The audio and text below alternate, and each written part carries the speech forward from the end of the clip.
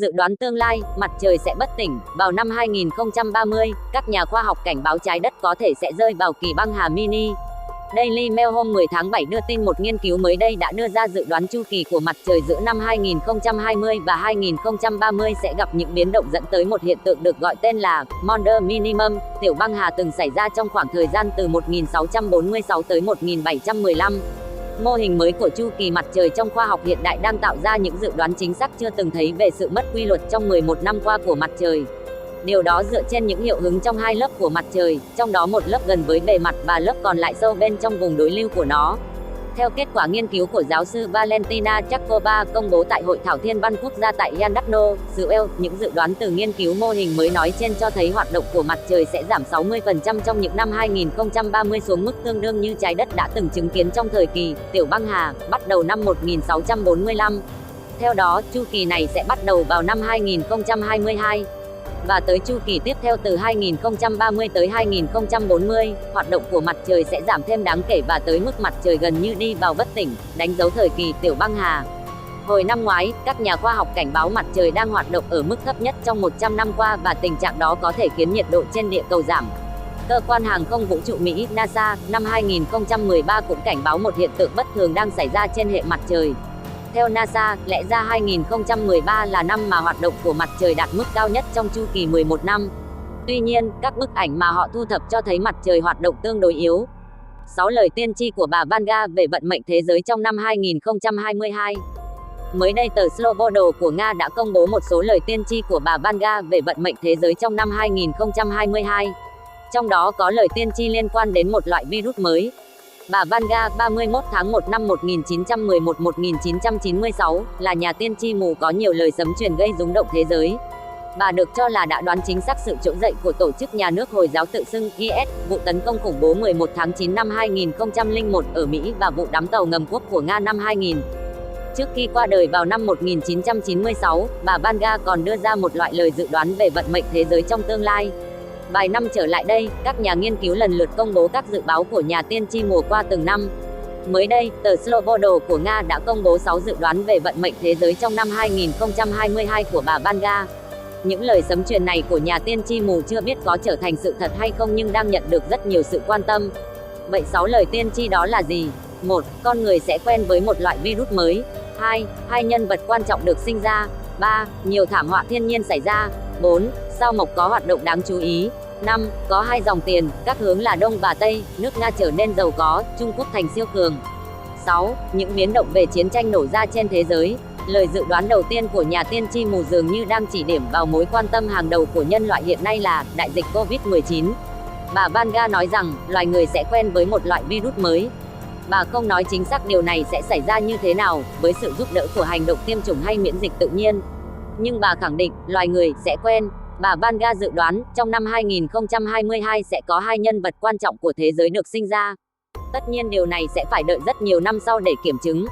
Bà Vanga tiếp tục đưa ra tiên tri về các thảm họa thiên tai như lũ lụt, động đất, sóng thần. Thảm họa này không chỉ cướp đi tài sản mà còn hủy hoại sinh mạng. Nhiều sinh vật sống bị tiêu diệt ở đây. Không chỉ vậy, những người sốt sẽ chết vì bệnh hiểm nghèo, bà Vanga nói. Năm 2022 theo bà Vanga, sao mộc có một hiệu ứng hấp dẫn kỳ lạ. Nó sẽ hút sự chú ý của các chuyên gia. Điều này sẽ được gây ra bởi hoạt động địa chấn và núi lửa đáng kể trong quỹ đạo của hành tinh trái đất. Và cuối cùng, năm 2022 là năm của người Nga. Người Nga sẽ trở nên giàu có, mặc dù họ không cầm tiền trong tay. Và Trung Quốc sẽ bứt phá trở thành siêu cường quốc trên thế giới. Trước đó đã có không ít lời tiên tri của bà Vanga về tương lai xa được đưa ra như, vào năm 2023, quỹ đạo của trái đất được bà Vanga dự đoán sẽ thay đổi. Năm 2028, nạn đói sẽ chấm dứt. Năm 2066, Mỹ sẽ cho ra mắt vũ khí gây biến đổi khí hậu. Năm 2304, con người sẽ tìm ra cách đi xuyên thời gian. Năm 2341, con người sẽ không còn có thể thở trên trái đất. Trong quá trình nghiên cứu về những lời tiên tri của bà Vanga, các nhà khoa học chỉ ra rằng không phải lời sấm truyền nào của bà cũng trở thành hiện thực. Cụ thể, lời cảnh báo của bà Vanga về việc châu Âu sẽ chết vào năm 2016 được cho là không chính xác. Trừ khi nhà tiên tri mù muốn nhắc đến việc nước Anh bỏ phiếu rời Liên minh châu Âu, EU. Tại trận chung kết FIFA World Cup 1994 từng được bà Vanga dự đoán rằng sẽ có sự góp mặt của hai đội bóng bắt đầu bằng chữ B. và một cuộc chiến hạt nhân từng được cho là sẽ nổ ra vào khoảng năm 2010 đến năm 2014. Theo nhà tiên tri, năm 2022 sẽ có chiến tranh hoặc biến động nghiêm trọng, nhiều người Nga sẽ giàu dù không cầm tiền trong tay. Điều gì đang chờ đợi cư dân trên hành tinh, đặc biệt là người Nga, vào năm 2022? Bà Vanga đã chia sẻ lựa chọn của mình về mốc thời gian này. Theo tờ Hành động và Lời nói của Nga ngày 13 tháng 7, những tiên đoán của nhà tiên tri người Bulgaria Vanga được đưa ra cho một thiên niên kỷ phía trước. Nhiều dự đoán trong số đó đã trở thành sự thật, trong khi cũng có nhiều tiên đoán không bao giờ trở thành sự thật. Nhưng điều quan trọng cần ghi nhớ một điểm, nhà thấu thị rất bí ẩn người Bulgaria đã nói lên những tiên đoán của mình, đôi khi thậm chí bằng những cụm từ vụn vặt. Dự đoán nào có thể trở thành sự thật vào năm 2022? Điều đầu tiên và có lẽ là mong muốn nhất là liên quan đến tình trạng lây nhiễm virus corona chủng mới hiện nay. Theo những ghi chép của nhà thấu thị, loài người sẽ quen với một loại virus mới. Nhà tiên tri này không chỉ rõ chính xác điều này sẽ xảy ra như thế nào với sự trợ giúp của tiêm chủng hoặc miễn dịch tự nhiên, báo Nevsky Novosti viết. Nhìn chung, theo những dự đoán của bà Vanga, năm 2022 sẽ là một năm đầy biến động. Sẽ có chiến tranh hoặc biến động nghiêm trọng. Điều này đúng ra sao chỉ có thời gian mới trả lời được. Một dự đoán khác liên quan đến vấn đề tiền bạc. Vanga tin rằng vào năm 2022 sẽ có hai dòng tiền, các hướng sẽ là Đông và Tây. Niềm vui như vậy sẽ chỉ ảnh hưởng đến Nga một phần. Người Nga sẽ trở nên giàu có, mặc dù họ không cầm tiền trong tay. Nhưng hạnh phúc vào năm 2022 sẽ được tìm thấy bởi những người, giữa một luồng dối trá, sẽ có thể tự hình nhận biết được sự thật. Để bảo vệ phẩm giá của chính mình, bạn phải nắm chặt tay, dự đoán của bà Vanga được báo Nga nêu lại. Bà Vanga, tên thật là Vangelia Gasterova, được mệnh danh là Nostradamus của vùng Balkan, nổi tiếng với những dự báo lạ về thế giới cho tới tận năm 1079. Theo The Sun, bà Vanga bị mù vào năm 12 tuổi, cùng thời điểm đó bà cũng biết mình đã nhận được món quà cực hiếm từ Chúa Trời, đó là khả năng nhìn thấu tương lai. Nhà tiên tri này dự báo, năm 1079 vũ trụ này sẽ không còn tồn tại và bà được cho là đã dự báo đúng những sự kiện lớn sẽ xảy ra. Bà Vanga biết trước về sự sụp đổ của Liên Xô, sự kiện 11 tháng 9 năm 2001, cái chết của công nương Anh Diana, thảm họa Chernobyl. Trước khi qua đời ở tuổi 85 vào năm 1996, nhà tiên tri mù dự báo 2021 sẽ là năm tìm ra cách chữa bệnh ung thư. Vào đầu thế kỷ 21, nhân loại sẽ thoát khỏi bệnh ung thư. Sẽ đến ngày bệnh ung thư bị trói bằng xích sắt. Tuy nhiên, mọi chuyện với Tổng thống Donald Trump có vẻ không ổn khi ông rời Nhà Trắng. Bà Vanga dự báo, ông Trump sẽ mắc một căn bệnh bí ẩn. Và rằng, Tổng thống thứ 45 của nước Mỹ sẽ bị ốm vì một bệnh lạ, khiến ông bị mất thính giác và chấn thương não. Nhà tiên tri này còn dự báo, nền kinh tế châu Âu sẽ sụp đổ, các phần tử Hồi giáo cực đoan sẽ tổ chức một cuộc tấn công ở châu Âu. Những kẻ cực đoan sẽ dùng vũ khí hóa học chống người dân châu Âu, bà Vanga dự báo. Thế giới sẽ phải hứng chịu nhiều trận đại hồng thủy và những thảm họa lớn. Ý thức con người sẽ thay đổi, thời kỳ khó khăn sẽ ập tới, mọi người sẽ bị chia rẽ bởi niềm tin của họ. Chúng ta sẽ chứng kiến những sự kiện tàn khốc, có thể làm thay đổi số phận và vận mệnh của nhân loại. Việc sản xuất xăng sẽ dừng lại, thế giới sẽ được nghỉ ngơi. Nhà tiên tri này dường như muốn nói rằng, các đoàn tàu sẽ bay bằng năng lượng mặt trời, khi dự báo dừng sản xuất xăng. Dự báo kỳ quặc nhất của bà Vanga có lẽ là, năm 2021 một con rồng sẽ chiếm lấy hành tinh. Một con rồng sẽ chiếm đoạt nhân loại, 3 người khổng lồ sẽ đoàn kết, một số người sẽ có tiền đỏ. Tôi thấy các con số 100, 5 và rất nhiều số không. Theo The Sun, những dự báo của bà Vanga không nên hiểu theo nghĩa đen. Thay vào đó, nên hiểu rồng nghĩa là Trung Quốc, 3 người khổng lồ là Nga, Ấn Độ và Trung Quốc, và tiền đỏ là đồng 100 NDT, tờ tiền 5.000 rúp vì cả hai đều có màu đỏ. Bà Vanga còn dự báo, trong vòng 200 năm tới, chúng ta sẽ liên lạc được với người ngoài hành tinh. Sự sống trong vũ trụ sẽ được phát hiện và đột nhiên chúng ta sẽ biết rõ sự sống trên trái đất lần đầu tiên xuất hiện như thế nào. Thêm vào đó, mọi người sẽ liên lạc với anh chị em tâm linh của họ từ các thế giới khác. Những dự báo của nhà tiên tri này có đúng hay không chỉ có thời gian mới biết. Biến đổi khí hậu có thể lấy mạng nửa triệu người vào năm 2050. Một nghiên cứu mới đây của trường đại học Oxford chỉ ra rằng tác động của biến đổi khí hậu có thể khiến nửa triệu người tử vong trong vài thập kỷ tới. Theo một nghiên cứu mới đây của trường đại học Oxford, Anh, tác động của biến đổi khí hậu với nguồn cung cấp thực phẩm và chế độ ăn uống có thể khiến nửa triệu người tử vong trong vài thập kỷ tới. Nguyên nhân chủ yếu do sức khỏe bị giảm sút khi trái đất ngày càng nóng hơn, chế độ ăn uống thay đổi. Những thay đổi lớn làm ảnh hưởng đến môi trường sống, bầu khí quyển và khí hậu nói chung. Biến đổi khí hậu làm ảnh hưởng đến các hệ sinh thái trên trái đất và tác động trực tiếp đời sống hàng ngày của con người. Biến đổi khí hậu ngày càng đe dọa sự sống của con người. Việc ăn ít trái cây, rau quả và những thay đổi về trọng lượng cơ thể có thể làm tăng nguy cơ các bệnh như bệnh tim, đột quỵ, ung thư. Đến năm 2050, lượng thực phẩm có sẵn có thể giảm tới 3,2% cho mỗi người so với khi không biến đổi khí hậu. Hơn nữa, với các nước có thu nhập trung bình và thấp sẽ chịu ảnh hưởng nặng nhất, đặc biệt là khu vực Tây Thái Bình Dương và Đông Nam Á, bao gồm cả Trung Quốc và Ấn Độ. Trên cơ sở nghiên cứu, Hy Lạp và Ý cũng có thể bị ảnh hưởng đáng kể. Marco Springman, người đứng đầu nghiên cứu trên cho biết, biến đổi khí hậu có thể tác động tiêu cực đáng kể đến tỷ lệ tử vong trong tương lai. Chúng ta cần nhanh chóng đưa ra các giải pháp để thích ứng và đối phó với điều này. Các nước có thu nhập thấp sẽ chịu ảnh hưởng nặng nhất từ biến đổi khí hậu. Trong một báo cáo trước đó, tổ chức phi chính phủ quốc tế Oxfam từng cảnh báo những hậu quả do biến đổi khí hậu gây ra không chỉ dừng lại ở lũ lụt, hạn hán và những hiện tượng thời tiết cực đoan mà còn có thể gây tổng thiệt hại 1.700 tỷ đô la Mỹ mỗi năm cho các nền kinh tế đang phát triển. Tuy nhiên mới đây, nhà khoa học người Úc Tim Flannery mới phát minh ra công nghệ mới mang tên Third Wave, được kỳ vọng có thể đảo chiều được biến đổi khí hậu. Công nghệ này được cho là sẽ giúp giảm nồng độ CO2 trong khí quyển một cách an toàn và được giới thiệu trong cuốn sách Atmosphere of Hope mới nhất của ông. 2022 tốc độ giảm dân số trở thành một nỗi lo. Số trẻ em và người lao động trẻ rất hiếm trong khi số người lĩnh lương hưu quá nhiều. Mối ràng buộc quan hệ gia đình không còn chặt chẽ nữa. Hôn nhân trở thành bắt buộc, con người đặt chân lên sao Hỏa và vấp phải nhiều thách thức mới về khoa học. 2026 một loại bệnh nan y mới xuất hiện, nhiều người chết hơn, những cuộc di tản lớn xảy ra. Đó cũng có thể là một biến thể của loại virus quen thuộc, như cúm chẳng hạn. Các lục địa của trái đất thay đổi vị trí, bản đồ châu lục phải thay đổi theo. Những tín hiệu từ một nền văn minh khác được gửi đến trái đất, song mọi nỗ lực giải mã đều bất lực. 2028 nghiên cứu thần kinh đem lại hiểu biết về mọi loại cảm giác, nhờ đó việc nạp tín hiệu trực tiếp, không qua ngũ giác như mắt, tai, da, trở thành hiện thực. Con người có thể xâm nhập vào thế giới cảm nhận hoặc tưởng tượng, thậm chí còn hòa nhập được với các bộ não khác. Ngoài ứng dụng cho việc giải trí, các bác sĩ cũng dễ cảm nhận được các bệnh chứng của bệnh nhân. Việc cố tình nói dối không thể xảy ra, nạn tội phạm được xóa bỏ căn bản. 2029 Trung Quốc sẽ vượt Mỹ về tổng sản phẩm quốc dân, để trở thành nền kinh tế lớn nhất thế giới. 2037 máy nhân bản vạn năng dựa trên công nghệ nano được hoàn thiện, mọi đối tượng, dù phức tạp đến đâu đều có thể tạo ra được nếu có đủ nguyên liệu và khuôn mẫu thông tin phù hợp. Người ta có thể tạo ra kim cương hoặc món ăn cầu kỳ từ rác. Kết quả, nông nghiệp và công nghiệp bị quên dần, giải trí và giáo dục được coi trọng, xã hội săn bắt, hái lượm được tái lập, những vùng đất rộng lớn trên hành tinh do không cần dành để sản xuất lương thực nữa được phép quay trở lại trạng thái tự nhiên ban đầu. 2040 tuổi thọ trung bình của con người tăng lên trên 100. Loại nhà cửa di động, tự xếp lại và có thể tái sử dụng do Buckminster nghĩ ra từ trước gần một thế kỷ được hoàn thiện. Mỗi nguyên tử carbon mới cần thiết để tổng hợp nên thực phẩm sẽ được điều chế bằng cách tách chiết khí carbon từ khí quyển. 2045 chán cuộc sống nhàn nhã, hàng triệu người quyết định tạm nghỉ, siêu lạnh để di tản vào tương lai nhằm tìm kiếm sự mới lạ. Những nhà nghỉ đông khổng lồ được dựng lên ở Nam Cực và các vùng đêm tối vĩnh hằng trên hai cực mặt trăng. 2050 trái đất gặp những biến đổi khí hậu phức tạp, nguy hiểm.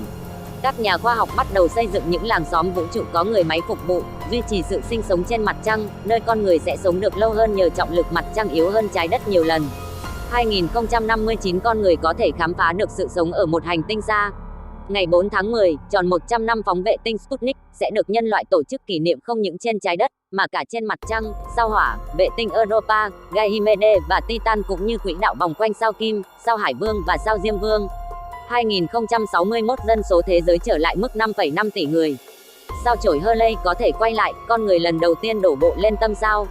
Việc phát minh gây chấn động mạnh về cả hai dạng sống tích cực và ngủ đông, minh chứng cho giả thuyết của hai nhà nghiên cứu Hoy và Wickermasinge trước đó một thế kỷ cho rằng sự sống có mặt khắp nơi trong toàn vũ trụ là có cơ sở. 2085 ánh sáng mặt trời trở nên yếu ớt trên trái đất, nhiệt độ hạ xuống. Nhiên liệu hóa thạch lại được đốt cháy với quy mô lớn để đẩy lùi kỷ nguyên băng giá mới bằng cách thúc đẩy hiện tượng hiệu ứng nhà kính. 2090 triển khai động cơ phản vật chất, một hệ thống phản lực từ vật liệu siêu vật chất cho phép đạt tốc độ suýt soát vận tốc ánh sáng, phá vỡ cấu trúc không gian và thời gian. Những nhà thám hiểm bay đến các hệ sao ở gần hệ mặt trời, triển vọng tạo một trái đất thứ hai ngoài Thái Dương hệ không còn xa vời. 2100 cuộc sống của con người đã hoàn toàn thay đổi và lịch sử nền văn minh bắt đầu sang trang. Loài người phải bắt đầu lo cho tương lai, ngay từ bây giờ, để các thế hệ con cháu mai sau được hưởng những gì tốt đẹp, còn những nguy cơ chỉ là ảo ảnh. Các nhà khoa học Anh dự đoán hình ảnh loài người 1.000 năm sau. Một nhóm đã tiến hành sự dự báo về hình dạng mới mà 1.000 năm sau con người có khả năng sẽ tiến hóa thành. Do việc ứng dụng ngày càng nhiều hơn các sản phẩm công nghệ cao như điện thoại thông minh và máy tính, môi trường sống thay đổi, loài người sẽ có một thân hình cao hơn, não nhỏ hơn, mắt to hơn, răng ít hơn, cánh tay dài hơn và da nhiều nếp nhăn hơn. Loài người hàng ngàn năm sau không hề trở nên đẹp đẽ hơn, mà trái lại, trông giống như quái nhân. Lông tóc ít đi.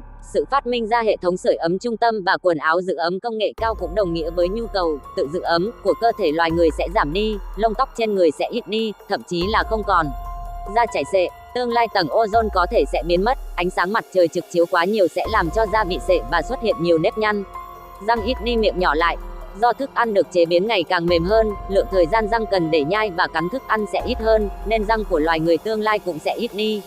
Tiến sĩ Tolstoy Mekler cho biết, trong tương lai, thậm chí có thể lấy các chất dinh dưỡng cần thiết thông qua chất lỏng hoặc thuốc viên, không cần phải nhai vật cứng, vì thế mà răng sẽ ít đi, hàm dưới sẽ bị thoái hóa. Mũi vẫn giống thế, do loài người đã thích nghi với hệ thống sưởi ấm trung tâm và điều hòa không khí mà ảnh hưởng của khí hậu đối với con người cũng trở nên ngày càng nhỏ hơn, cho nên tất cả mọi người trong xã hội tương lai đều sẽ có cái mũi vẫn giống thế. Mắt to hơn, da mắt sệ hơn. Loài người sẽ ngày càng dựa vào tin nhắn trên điện thoại di động để liên lạc với người khác, chuyện trò ít đi, mắt cứ dán vào màn hình điện thoại. Giáo sư trưởng University of Lancaster của Anh là Cooper dự đoán, mắt loài người sẽ to ra, giống như người ngoài hành tinh, mắt to, trong các bộ phim khoa học giả tưởng. Khi ấy, loài người sẽ lấy việc biểu lộ tình cảm bằng vẻ mặt và ánh mắt làm con đường chủ yếu để gắn kết với nhau. Do loài người tương lai thường xuyên nhìn chằm chằm vào các sản phẩm điện tử, nên mi mắt sẽ nhiều lên, da mắt sẽ sệ hơn. Trở thành 4 cằm. Nhà tư vấn phẫu thuật thẩm mỹ Anh Rajiv Rock tin rằng, do lượng làm việc của răng ít đi, cơ cằm không được rèn luyện mà cằm của loài người tương lai sẽ bạnh ra to hơn, phải tới gấp 4 lần so với cằm người hiện đại. Ruột ngắn hơn. Bác sĩ nha khoa Anh Philip Tolstoy Mekler nói, ruột loài người tương lai sẽ trở nên ngắn hơn để khỏi phải hấp thụ quá nhiều chất béo và đường, đây sẽ trở thành cách thức tiến hóa tự nhiên nhất để loài người tránh được chứng béo phì. Người cao hơn 1,8 mét.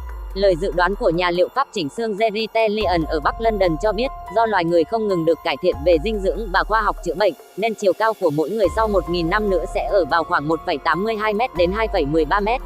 Bác sĩ Tellian nhận định, chiều cao trung bình phổ biến của người Mỹ ngày nay đã cao hơn 2,54 cm so với chiều cao trung bình năm 1960, vì vậy chiều cao của loài người trong tương lai sẽ còn cao hơn. Số phận của trái đất trong tương lai. Liệu rằng, sau 50.000 năm nữa, trái đất chúng ta sẽ lớn lên hay quay lại điểm xuất phát ban đầu? Dự đoán tương lai của trái đất cũng giống như dự báo thời tiết, khoảng thời gian dự đoán càng dài thì độ lệch chuẩn càng cao. Dựa theo logic này, việc đi tìm hình dạng trái đất của 50.000 năm sau là chuyện bất khả thi. Tuy nhiên, khi xem xét lịch sử địa chất của trái đất, chúng ta có thể dựa vào những quá trình bất di bất dịch như quá trình tiến hóa, quá trình tuyệt chủng, quá trình kiến tạo và quá trình thay đổi khí hậu để dựng nên viễn cảnh về địa cầu trong tương lai. Cùng tìm hiểu viễn cảnh trái đất 50.000 năm sau qua bài viết dưới đây. Những thay đổi của trái đất tự quay quanh trục và chuyển động quanh mặt trời theo một quỹ đạo có hình elip. Những chuyển động này có ý nghĩa nhất định đối với các sinh vật tồn tại trên bề mặt trái đất. Cụ thể hơn, trái đất không chỉ quay quanh trục mà còn lắc lư ở hai cực giống như đầu con quay. Các nhà thiên văn học gọi hiện tượng này là tuế sai, hay còn gọi là tiến động. Tuế sai xảy ra khi trục của một vật thể quay, lắc lư khi mô men lực tác động lên nó.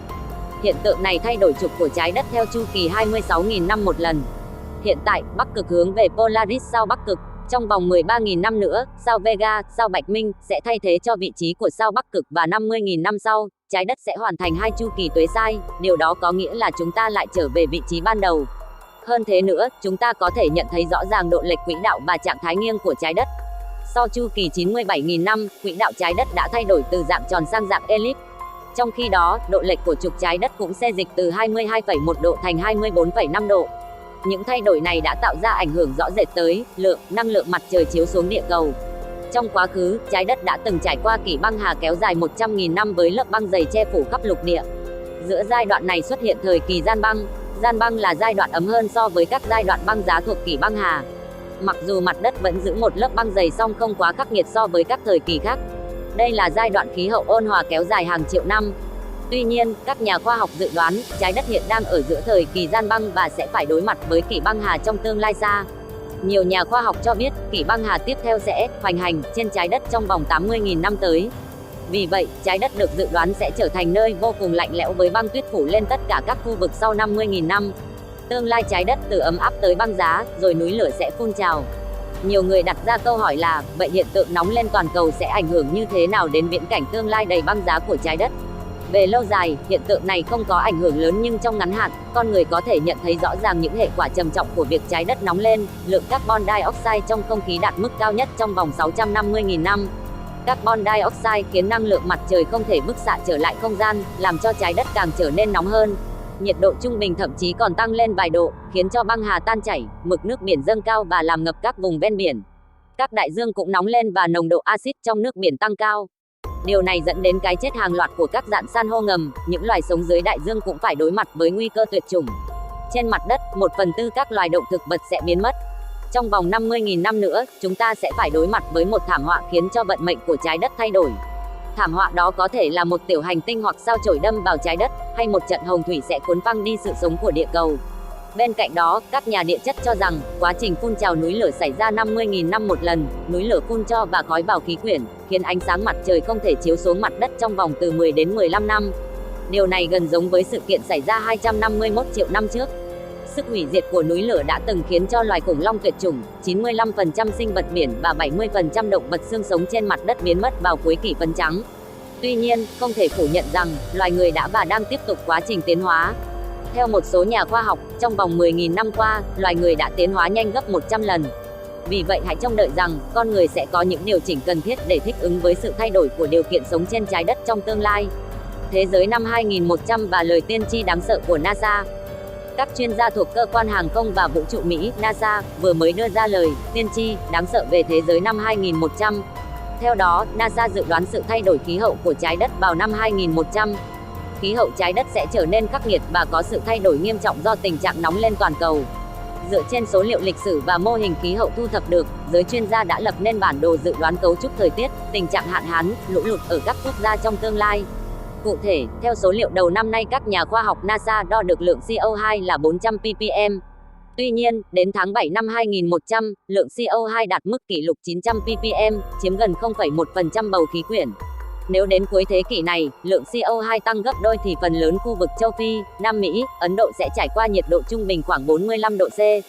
Jerusalem, New York, Los Angeles và Mumbai cũng trải qua mùa hè với mức nắng nóng kỷ lục. London sẽ có nhiệt độ khoảng giữa 20 độ C, trong khi đó Paris sẽ có nhiệt độ dưới 30 độ C. Alan Stofan, giám đốc khoa học của NASA chia sẻ, các nhân viên NASA đang nỗ lực nghiên cứu về sự thay đổi của trái đất và nghiên cứu tạo ra những sản phẩm mới giúp con người an toàn trong tương lai. Bản đồ này sẽ hỗ trợ các nhà khoa học và mỗi người dân thêm phần nhận thức về tình trạng biến đổi khí hậu đang ngày càng nghiêm trọng trên trái đất. Điều này phần nào giúp giới khoa học dễ dàng lập kế hoạch để đối phó với một hành tinh ấm lên. Cảm ơn các bạn đã xem video, chúc các bạn có một ngày thật may mắn, sức khỏe nhé.